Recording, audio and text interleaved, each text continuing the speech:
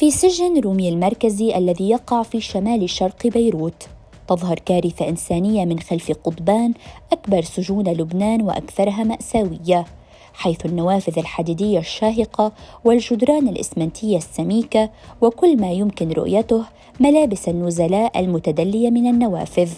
ويضم سجن رومية 3700 سجين وأكثر، في حين أن قدرته الاستيعابية تبلغ 1500 سجين، والأغلب غير محكوم والبعض الآخر انتهت محكوميته ولكنه لا يمتلك المال لدفع الكفالة المترتبة عليه، ناهيكم عن الأمراض والتلوث في المياه والأمراض مثل السل والكوليرا وغياب أدوات التعقيم والتنظيف، بالإضافة إلى غلاء المستوحش في حانوت السجن، في حين أن الأسعار ضعفي السعر الحقيقي للمواد الغذائية.